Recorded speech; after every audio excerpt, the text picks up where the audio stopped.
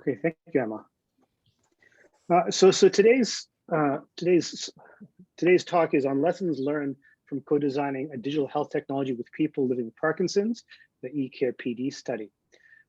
Before we begin into the actual talk, I'd like to begin with, because we're meeting virtually today, I'd like to just begin with a land acknowledgement. Though we're meeting virtually today, the ability to connect together relies on web servers that are located on the lands where McMaster University stands. I want to begin by giving honor and thanks to the Haudenosaunee and the Anishinaabe nations as the traditional inhabitants of this land, and acknowledge a debt to those who were here before us, and to recognize a responsibility as guests to respect and honor the intimate relationship Indigenous peoples have with this land. I also want to acknowledge that in the current frame for work from home situation, we may not be doing work outside of the Hamilton area, so inside the Hamilton area. We encourage you to take a few moments to reflect on that land, on the land that you are joining us from.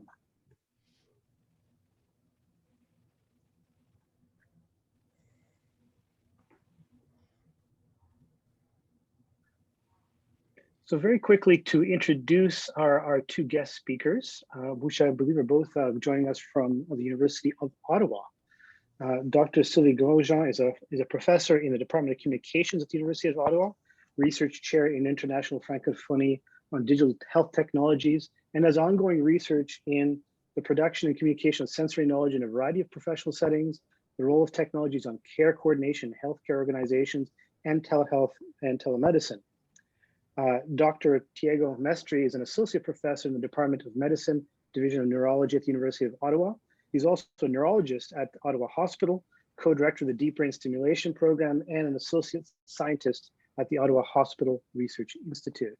Welcome, guest speakers. We look forward to your talk. I'm going to stop sharing. There we go. Thanks. I share my screen.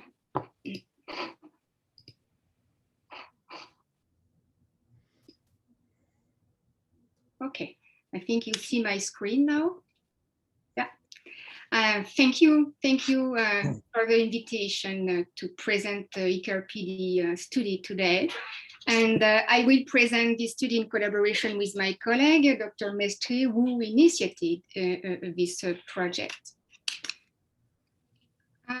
The goal today is to present the co-design approach that we have implemented for designing with people with Parkinson a digital health technology called Ecarpd platform.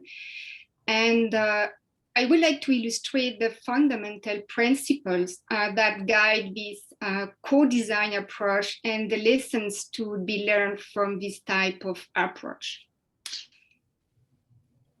Just a few words about the context of the study. The challenge for people living with Parkinson's disease is to preserve their independence and maintain quality of life as long as possible because it's a chronic disease. And to do that, people with Parkinson's need to find a balance between their medical needs, such as monitoring and controlling their symptoms as well as possible, and their social needs by continuing to do their daily activities independently. And to do that, people with Parkinson need to find a balance between social needs and medical needs. And in this context, integrated care models are developed for improving access to social and medical care, on improving coordination of care or reducing fragmentation of care. And there is evidence indicating that digital health technology can be effective or at least promising for supporting self-care in Parkinson's disease in the context of integrated care. But in this context of integrated care, there is a need to adopt an holistic vision of self-care, does not focus only on medical care, but also takes into consideration social care and well-being. And in this context, engaging patients, informal caregivers, and healthcare professionals in the design of digital health technologies supporting self-care practices in a personalized way is very crucial.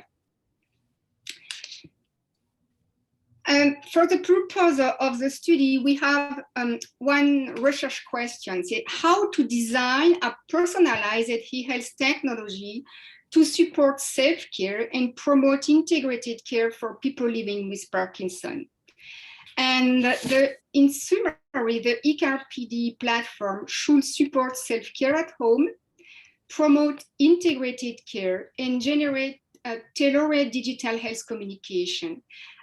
Tiago, just could you explain the original idea and the role of Ecarpd platform will have to play in the integrated care model, and just to present Ecarpd and something like that?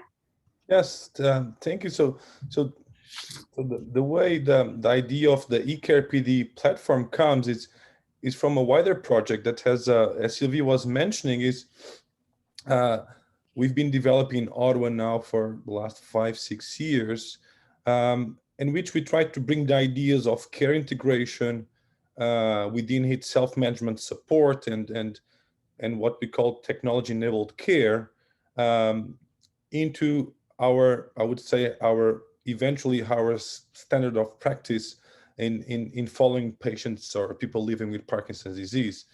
And so the initial idea was to build this network that we called in Ottawa Integrated Parkinson's Care Network, where we try to bring education to patients in order for empower them in living with Parkinson's disease in a more autonomous fashion, but also trying to reduce fragmentation of care. And because we are located in Ottawa, in the greater Ottawa area, by what we did is, in a way, shying away from the concept of a multidisciplinary clinic where all the resources are within a one physical space. But then what we did is creating this virtual care network that ultimately optimizes the resources that are already available in a given geographical area. And again, to allow patients to access those resources, preferably outside the hospital in the community. And so in this background, so we already conducted a pilot study, but in which the part of technology was still missing. And as I think some or many of you will recognize, developing health technology can be quite complex and a stepwise approach. And that's one of these steps that's going to hear today. But the idea was to use the eCARE-PD platform as a vehicle to, further boost the aspect of self-management support, patient empowerment, and hopefully also help the patients navigate the resources. And so that's kind of the greater picture of how we come with the idea of developing the eCARE-PD platform. Thanks. And the methodology implemented is based on a co-design approach that includes several iterative cycles during which patients, informal caregivers, and healthcare providers are considered full partners in the design process. Our co-design approach is part of the tradition of Scandinavian participatory design, which commits us to moving away from a purely technocentric approach. In other words, it is not a question of focusing our attention solely on the development of digital health technology, but of taking into account the anticipated and actual uses, as well as the changes that patients may bring to the design of a technology that could affect their daily lives and the management of their disease. And this approach is based on key principles. The first one is having a say, and having a say is different than having a voice. A co-design or participatory design approach is based on fundamental principles of engagement, respect for lived experiences, collaboration and creativity. And having a voice in a design process was not enough. Future users of e-health technology should have a say in the design of this solution by providing knowledge that will improve the design. To do that, the organization of the design process should facilitate user participation and engagement. In your case, participants were asked to collaborate in the design process through organized participatory design workshop or prototype home testing activities, for example, or different design sessions. We need to maintain a continuous process of communication for maintaining patient engagement or different stakeholders' engagement during the process of co-design. It's very important. And the co-design process makes possible the emergence of values in design. And the different stakeholders, patients, informal caregivers, healthcare providers, designers, in the co-design process will share ideas and point of views, negotiate and make design decisions, what will implicitly or explicitly inject values and expectation into the final product. As you see in the figures, a co-design approach involves several cycles or iterations, and the use of various methods or techniques or tools by engaging the user in various forms of dialogue. And inside each cycle, it's important, there is 3 main actions during the co-design process. It's telling, making, and enacting. It's telling story about the current situation or the future use of the technology. It's making, creating scenario, or it's enacting a co-create solution or co-construct some proposition to improve the design of the technology. For example, our co-design process includes 4 phases, and in each we use a method or tools to facilitate dialogue and encourage participation. And preparation phase, mapping, use and test, and final solution. Co-design is a mutual learning process. And the process of co-design is also an occasion to learn from each other. Physicians learn from patients and caregivers, designers learn from physicians, and so on. And everyone learn about design and related technological issues. In mutual learning, the participant not only share their experience and knowledge, for example, for the patient, or competence or expertise and value, they also learn more about their day-to-day life with Parkinson's disease or their work as a physician or designer. And it's very important that this aspect of mutual learning. Co-design is a process of co-creation. During each iteration, data is collected, analyzed, and solution and improvement are proposed. And it is a process of co-construction that will be translated and materialized in prototypes. And finally, it's a process of communication. During a co-design approach, we use various techniques and tools to facilitate interaction, negotiation, and communication. And any co-design process involves successive iteration that will gradually integrate user expectation and also respond to tensions or problems that can emerge during the design and development of the technology. And we need to deal with issues raised during the design process, because a co-design approach makes visible diverse stakeholders' interest and knowledge. And for example, a participatory design workshop or design meetings make visible conflicts and contradictions that create new possibilities in the design of the technology. In summary, a co-design approach is designing with people with Parkinson, not just for. It's a very, very important. And I will present the co-design process implemented during the study by presenting some examples. The first step was to understand the context of use of this technology during the phase of preparation. The main purpose was to understand the context of use of the future Ecarpd platform and to identify the role the Ecarpd could play in the context of integrated care model. After this preliminary work, it was possible to create an exploratory prototype which serves to support a first design meeting with doctors, designers, and developers, and after that with patients and caregivers.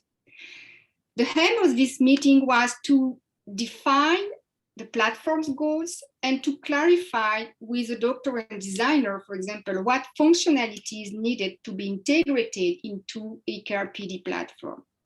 You see here the 6 core Ecarpd functionalities designed at the beginning of the process. For example, it's possible for the patient to select their care priorities, and after that to have access to a tracking tool. Based on the previous selection, the user completes a survey, and based on the evaluation, the user receives care tips, specific care tips, and it's possible for the user to have access to a personal report to follow care priorities over time and to see some data and something like that. And the user have access to a personal care plan with some actions to do, and it's possible for the user to consult educational resources. It's the beginning of the process. It's the first prototype.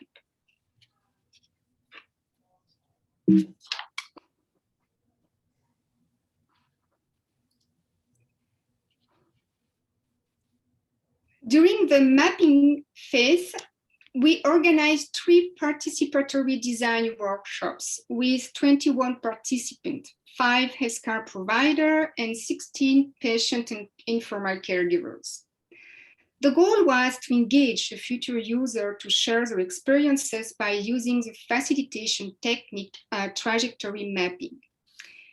The discussions around the trajectory mapping activity has made it possible to collectively imagine future uses of Ecarpd. After that, patients and caregivers were invited to discuss a functionality that would be integrated into the platform. And during a second activity, the participant was engaged to interact with the first prototype. And during their interaction with the prototype, participants shared their views about the self-monitoring system, made a suggestion for changing the user interface and something like that. In summary, during the participatory design workshop, participants had the opportunity to talk about their trajectory with Parkinson's disease, and it was very interesting during the trajectory mapping because the participant expressed the complexity of the disease and the need to develop an holistic approach to the disease that should also be reflected in the Ecarpd's design.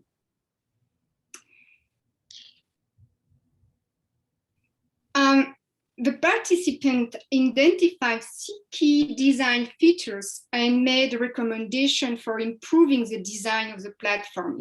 It's a summary of the key design feature here. For example, for the participant, Ecarpd platform is a collaborative tools between patients and caregiver, but a collaborative tool between patients and healthcare provider too, because it's possible for the patient to share data and to improve communication with their healthcare provider by using Ecarpd platform, for example. The most important thing for the patient is the capacity to the platform to be more personalized in terms of care tips received, because personalized, it's more engaging for the participant, and I think it's very important. An informative and interactive platform, not just text, but video, audio, and something more dynamic inside the platform. And the role of visualization, the role of graph, because the platform generates graph, generate visualization. It is very, very important for patient and caregiver to have access to meaningful visualization, because it's important. For example, the quote is, it's very interesting. The caregiver said, the graph is very important for caregivers, low and high. I would like to add note because I need to add more data. I like to see a pattern or not. I think it's very interesting, the role playing by the graph and visualization.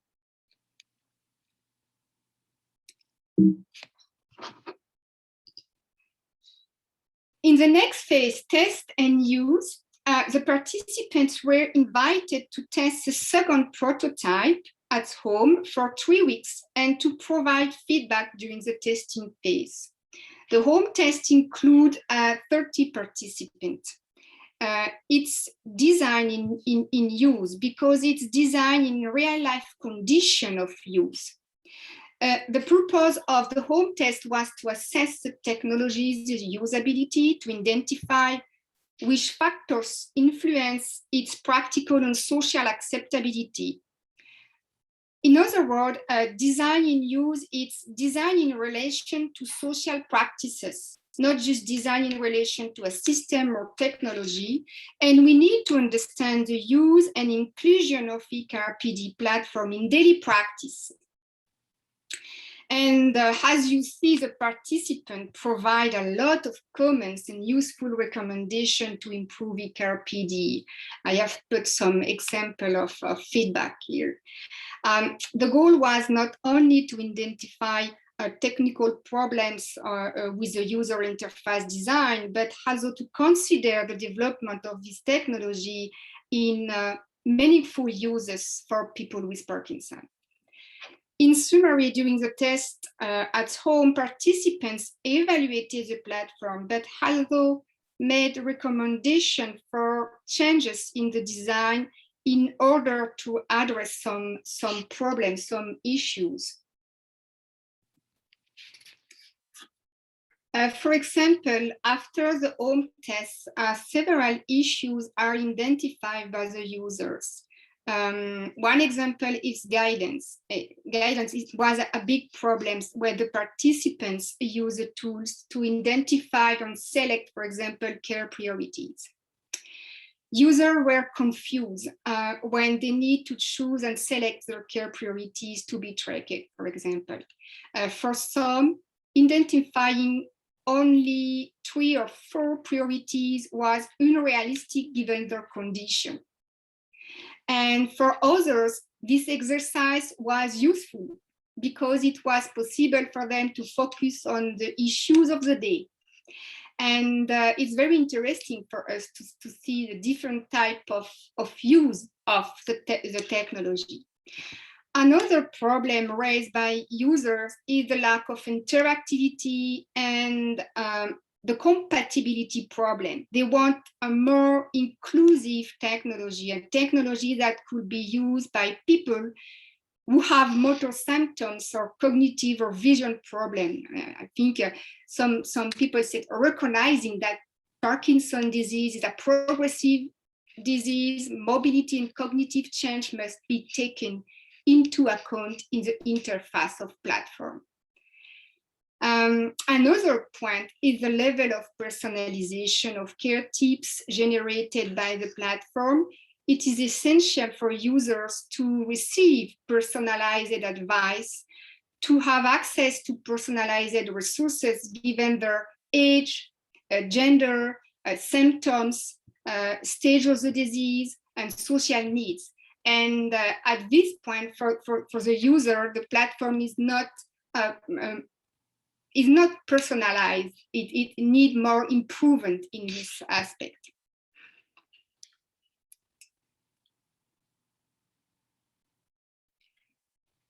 the last step was to improve Ecarpd and to make it more personalized, meaningful, human, and acceptable.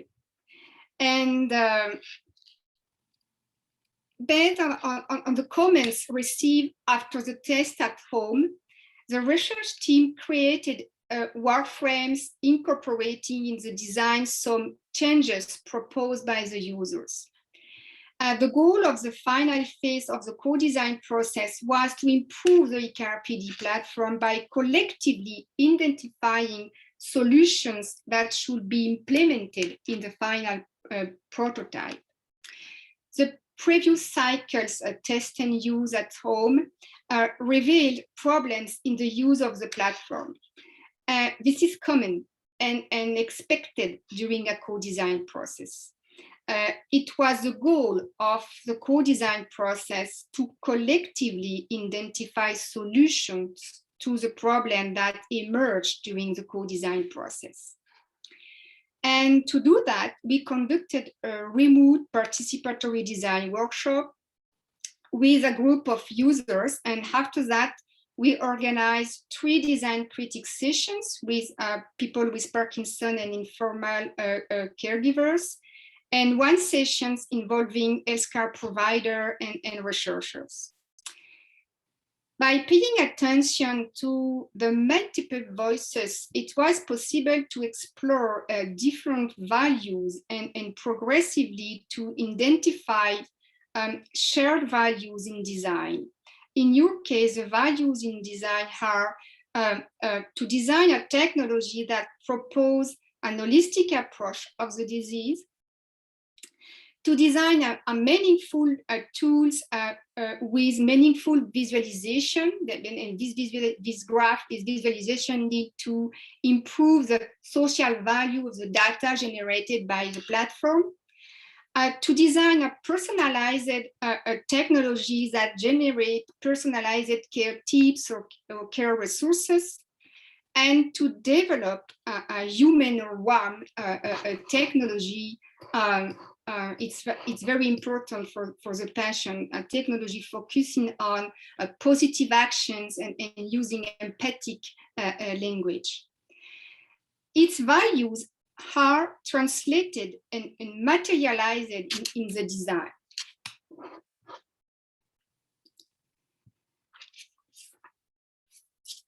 We have some examples to illustrate that here. Here, it's a page, select your care priority. At the beginning, the user said, okay, this page, it's information overload and it's confusing, etc. And we decided to organize in categories. You select physical health, mental health, and to propose another type of category, lifestyles and social life, because we need to propose an holistic vision of the disease, and this vision, this value, need to be integrated in the design of the technology. We need to increase guidance, because guidance, it's a big issue raised by the participant during the test at home. And for example, the solution is to help the user in the process of self-reflection regarding the identification of their care priority by proposing some questions.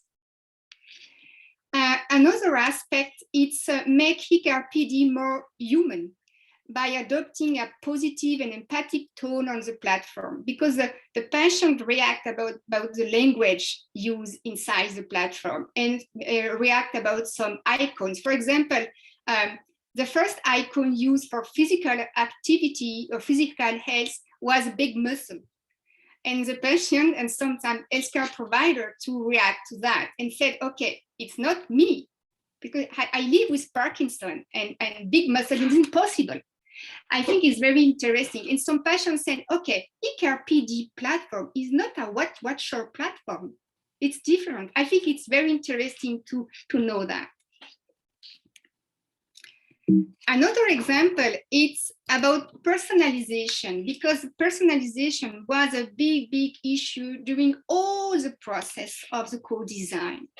And it was very important for the user to make Ecarpd more interactive and personalized. For example, here, it's after that the user completes the self-assessment, the user receives care tips. Okay, and the platform generates care tips. But a lot of users said, okay, but the care tip is not useful for me because I live with Parkinson since 10 years.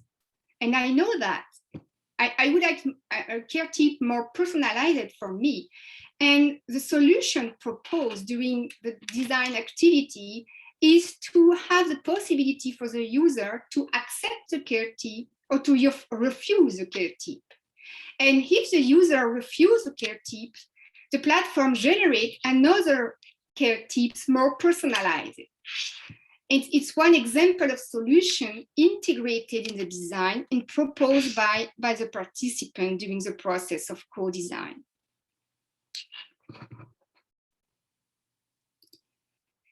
At the end of the process, we have a new design, a new prototype.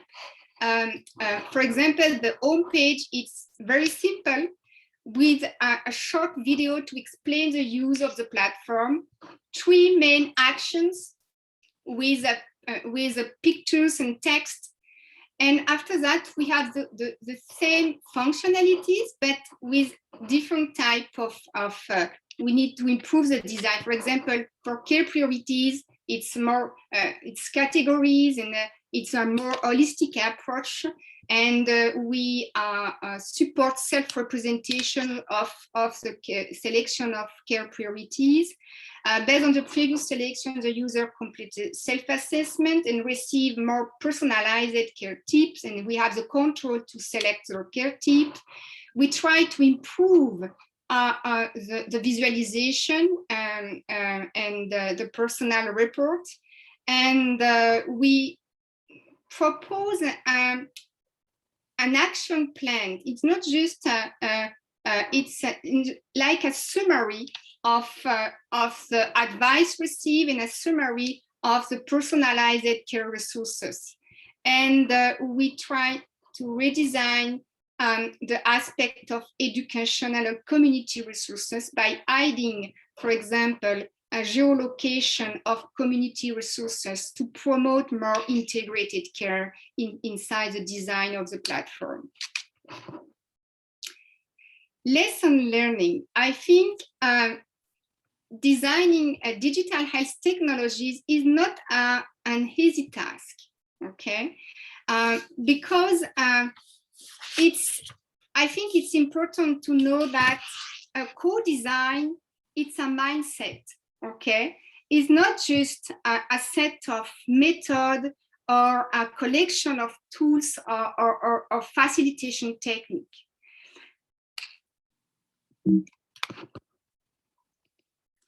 Lesson 1, it's engage, learn, and materialize. Pay attention to multiple voices and silence. A co-design process gives a voice to multiple stakeholders. It is important to create the condition that will allow everyone to share their experiences to contribute to the design. We will have to think about your methods and tools to be as inclusive as possible. Methods, tools, or techniques play a central role in the creation of an inclusive and democratic design space. For example, for Parkinson's disease, during the workshop, it's possible to have people with a speech problem or writing problem or something like that. It's very, very important to think the method to improve the participation and the engagement of the people. And participative methods are crucial to engage people to participate in the design process as experts of their daily lives with Parkinson's disease. Pay attention to multiple voices is central, including voices that are silent. Why person doesn't not participate in a workshop, why they are silent? Don't forget to include those who are silent and to think how to include these people.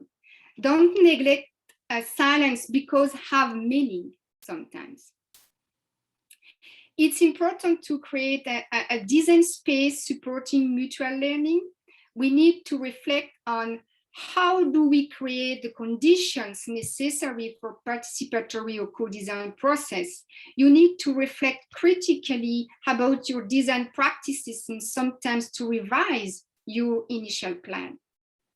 For example, during the first workshop, we use computer for testing the platform, and the people doesn't take the mouse, just put their finger on the screen.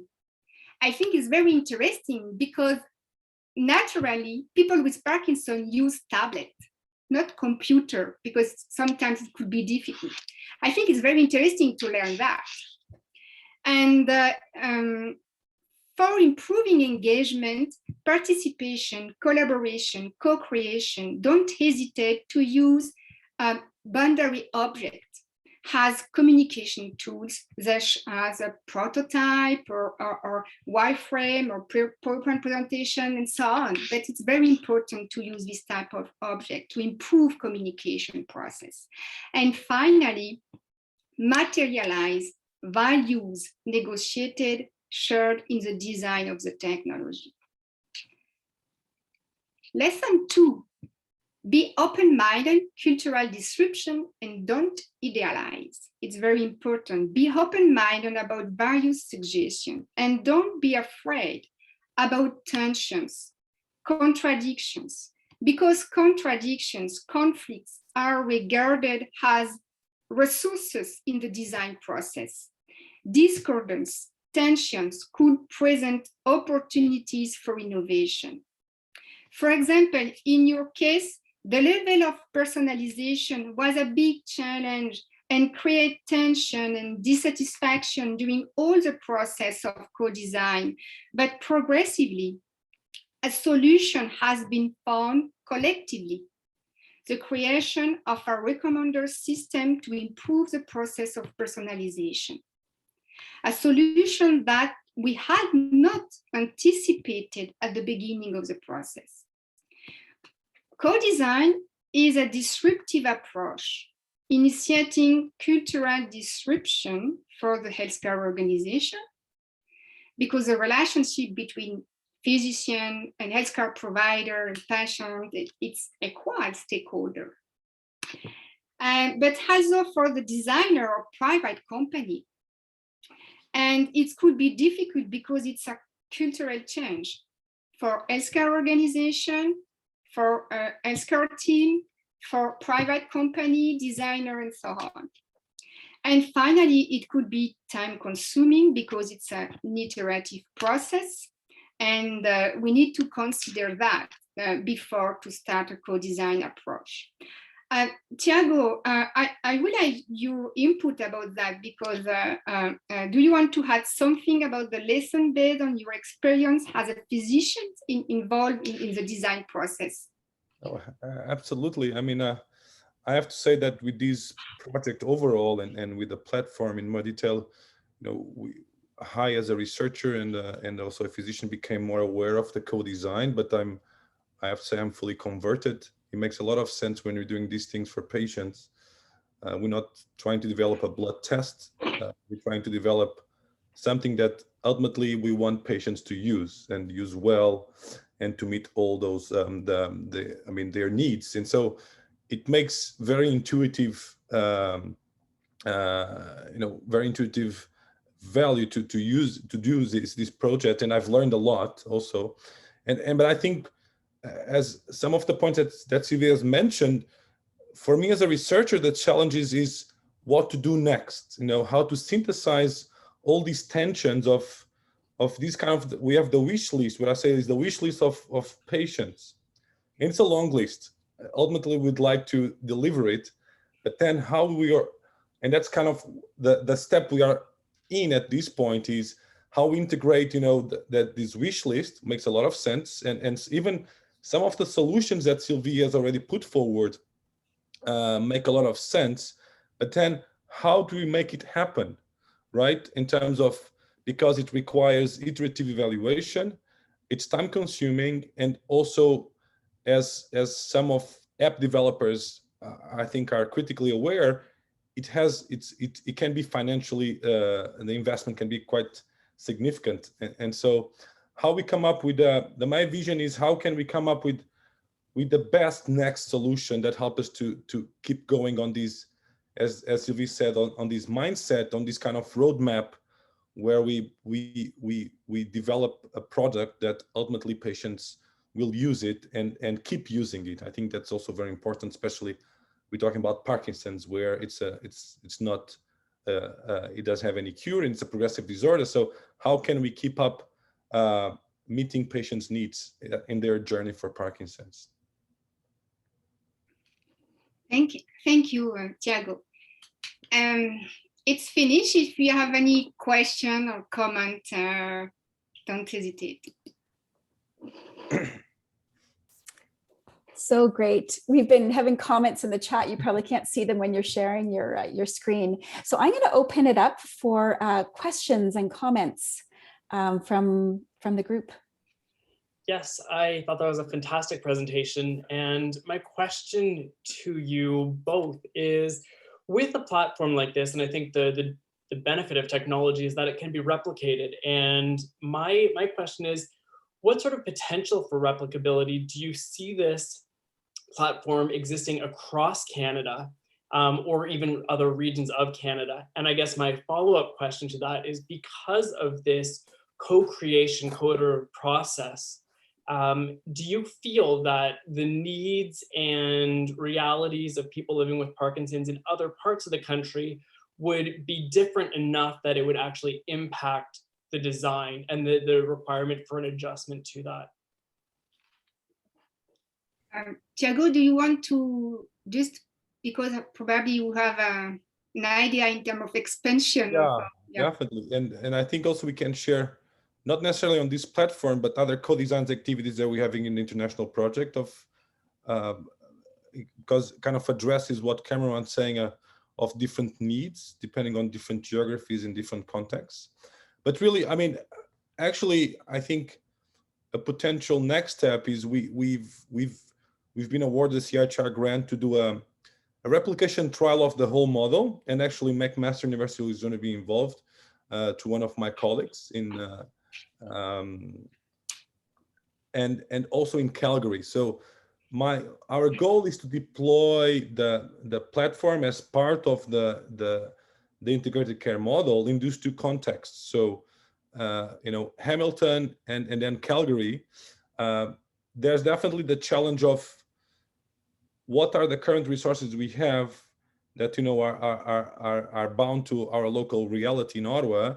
I think in terms of, but we also have extensive education tips that would apply in any context. So there's that part. So, but I'm hopeful we can get additional feedback and validation data to see how easy it is to use it in different contexts. And I think ultimately, I've said that the tool, the eCARE, is developed within a care model, but we also discuss of making it, an independent tool that can, any patient with Parkinson's could access to it, download it, and still be useful without having a specific link, to a clinic in Parkinson's in any part of the world, but still had enough information, both from the education perspective, the tracking tool, and these dynamics of defining care priorities and meeting those care priorities that can be used by any patient with Parkinson's. I think also think about Canada's reality that has could have a huge impact, right, in terms of our wide geography. But perhaps, Sylvie, do you want to add your experience in terms of, I think more about the care delivery model, but talk about our international project that I think also has been very interesting. I think one important thing is you need to see a technology that's something flexible and open to to improvement in the future. And we have the beginning with a structure, a main structure with main functionality, but inside the technology it's possible to improve, for example, the care tips, to improve some resources inside the technology. I think we need to maintain open the possibility to improve the technology or to change something. For example, in Ontario, we have some participants, francophone participants. And it was very interesting because the group of francophone participants, it was very important for this group to have a human and warm technology. It's the language used inside the technology was very, very important for this participant. I think it could be interesting because it's something different between two type of two communities, Francophone and Anglophone communities. And I think we need to think like that, because probably in another country, in Spain or something like that, a cultural element and language element intervene in the design of this type of technology.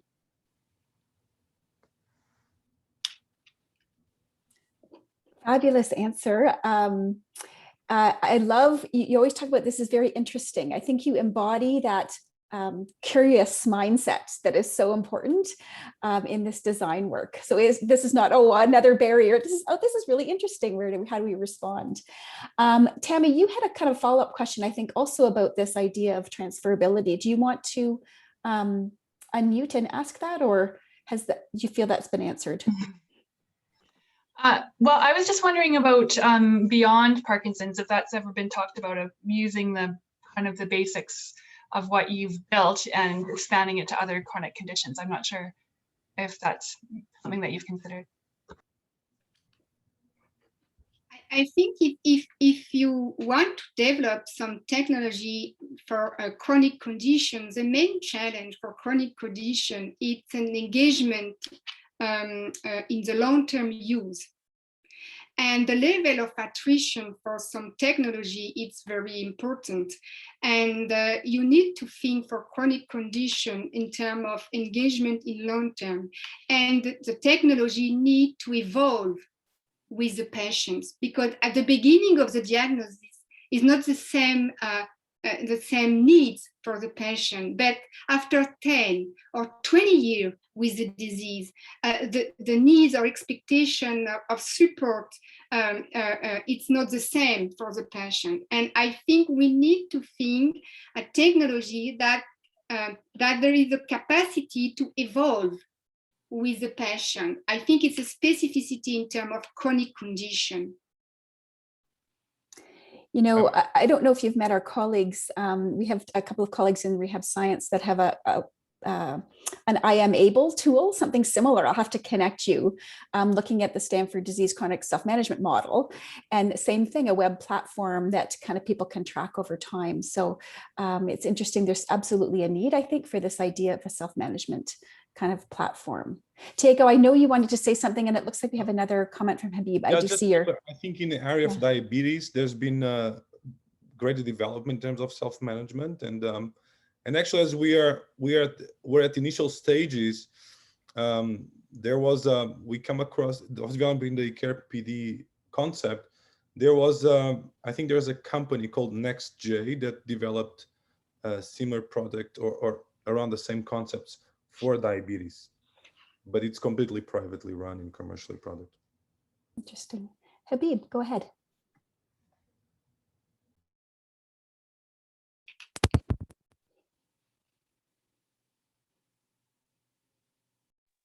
You're on mute, Habib. Sorry. Is it good right now? Okay. So my question is more related to the application of AI in your platform. So as you know, the Parkinson disease is this kind of disease that detecting this early symptoms is going to be really important in terms of the way you are going to help the patients. So do you have any plan or you have any ongoing project in your e-health system that going to help the experts to predict the disease in very early stages or not? Like, or it is not gonna just covered in your project? So I mean, this project is focused on kind of today. So caring for people diagnosed with Parkinson's today. So you are not really working on just predicting. Actually, I'm working with a different project, but I mean, but I would say, but I would have, you know, AI, and as Sylvie mentioned, we're trying to implement it so in a way that we can personalize the product, but also the idea of flexibility we approach since the beginning in a way of that. I mean, ideally, we would like to integrate, you know, quantitative measures by wearables or other apps into the, let's say, the online tracking tool. And so right now we don't have that, but we build it in an agnostic way so that allows to plug in any current app or future app or wearable that could provide some meaningful information for patient care. But we actually are trying to develop something not necessarily based on quantification of parameters, but we're trying to develop in a side project with Dr. Slossmacher, which is another faculty in University of Water and in neurology and Parkinson's disease. We're developing an algorithm that could potentially predict the onset of Parkinson's, but more based on elements of clinical history, epidemiological data, eventually some genetic data. Okay. This project really, as I said, for now, for the care of people with Parkinson's. So I see. So you are just trying to, if you're just trying to track the patient's condition, so you need some tools. It's gonna be, are you really thinking about the emulating the experts' behavior using the machine learning algorithms or something like that? I mean, it would be part of you know, a future development, and we are, I mean, we are involved in international consortium, you know, trying to bring these ideas to different parts of the world, especially Europe. This was a Canadian and European funded project, and so so for example, one of the work that Sylvie is doing is getting the perspectives of people and care partners in such diverse geographies as, you know, Portugal, France, Toulouse, Italy, or Czech Republic, and try to see how different they see what is care or living with Parkinson's. Okay. And we're doing that to some extent in terms of testing some other technologies and seeing of how can people with Parkinson's use them. And ultimately the idea is that we can integrate them as different modules in the future in the eCARE-PD. But I think ultimately we're looking at, and correct me if I'm wrong, Sylvie, that we're looking more at the user interface and the interaction of with the platform. These other solutions, I see it more as bringing more information that then, of course, we have to integrate in a meaningful way for people with Parkinson's and care partners, but will allow, as you're saying, perhaps more continuous monitoring. But I'm also a believer that not necessarily too much information is the best. We need to filtrate it and value what's relevant for, in this case, for the care of people with Parkinson's. So the reason I'm asking these questions is that we are right now working, actually we are defining a project for emulating the experts idea, or let's say experts specific measurements that they are doing for detecting the Parkinson's disease based on some data just coming from the human voice or their interactions with the screen. So that can be translated to the machine language. That's why I'm really interested to see if you are really working on something related. Thank you anyway. So it's interesting. I feel like they've gone, so you're about detecting Parkinson's, and I think what you've built is a tool for self-management for people with Parkinson's. So slightly different piece, but I feel like I want to go a slightly different direction with your question, which is around the technology replacing people, which is a slightly different perspective, but I'm an OT, right? So again, we often work with clients around, self-management and how to manage your daily life at home. And I don't know if you have some thoughts around this, and I know you talked a little bit about the human piece. So at what point does this augment or complement or replace that therapist connection with a client in the use of technology? Sorry, the question is for me? No, it's for our Okay. speakers. And I think you're doing something different, which is more about detection and diagnosis, right? Yeah. It's completely different. You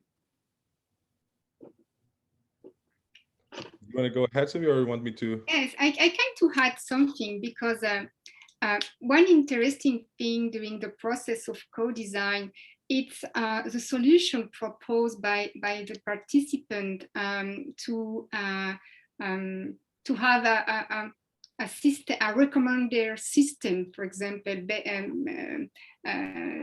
like Netflix, because the user use something like Netflix. Okay, I like this series. I don't like this, and I think it's very interesting because it's natural for the participant to propose this type of solution to improve the level of personalization. I think it could be interesting because it's not a solution proposed by the designer, but it's a solution co-created during the process of co-design. And probably, I think, if we want to increase the level of personalization, we need to add machine learning or something like that, to have a recommender system to personalize and this system just integrate, for example, the stage of the disease, the age, the gender, the living area, for example, rural or urban, and the year since the diagnosis and the previous, for example, previous self-assessments or something like that. All the data are collected, and it's possible for the platform to generate more personalized care tips. And I think it's an interesting solution for the participant, because it's a natural solution that, okay, I can to refuse or accept. And after that, the machine need to select a more personalized care tips. I think it's interesting because it's not just a technology, but it's a technology that improve the satisfaction in terms of use of this type of platform, and probably the engagement in the long term of engagement. I don't know if you want to add something, Tiago. Yeah, I mean, I think I'll see it as another option, and each patient is one patient, and we got a little bit a flavor of that with COVID-19, and we had to transition for totally in-person clinic visits to now all my Parkinson's clinics are vast majority virtual clinics. And so we have patients that say, oh, this is great. Others that say, I'm really looking forward to see you again in person. And so I think we'll give that flexibility, and so that's, and I really cannot, and I mean, personally, I really value the, having the personal relationship with the patient and developing through time. And in Parkinson's, we know that patients will stay with us maybe till we retire many times. And so, so I do value that human part of the relationship. But I think we are running a little bit out of time, but I would say that when we developed also the idea of the integrated care model in the platform, we also saw it as a way of bridging the time between being able to see patients in the clinic. So it can also have that complementary aspect. And ideally we'd like to integrate it, for example, in our healthcare system, in our EMR, in our hospital system, where patients, if they have the care priority and they're not doing well, they could message us, for example. So it could have that complementary aspect even within our tertiary Center for Parkinson's disease. I'm so sorry. I feel like we're just getting started. And I feel like we need to wrap this up because it is 12:30. A couple of things, lots of great conversation. And we have recorded this session, so we will post it. I know that Sam has posted the evaluation link in the chat. We always get feedback from any of these talks. If there's more things that you'd like to see, perhaps there's people on the line that have similar kind of projects around co-design and technology. We'd love to hear from you. This is really a space for sharing ideas. I really, really want to thank Sylvie and Tiago for an amazing talk. Really, I think you gave us a bit of a glimpse into something that's really exciting, really useful. You also gave us the pieces about the pieces that are challenging. So some exciting things you've created, but also some challenges along the way, because it is not easy. It is not for the faint of heart. And I think you've given us a really great picture of both sides of that process. So thank you so much to both of you for sharing your ideas, and we wish you well. I think you really have something here that's exciting. And we look forward to seeing where you go from here. So maybe we need to have you back next year for the update on where things are at. So thanks so much. Thank you. Thank you. All right, take care. Take Bye, care. everybody. Bye. Bye.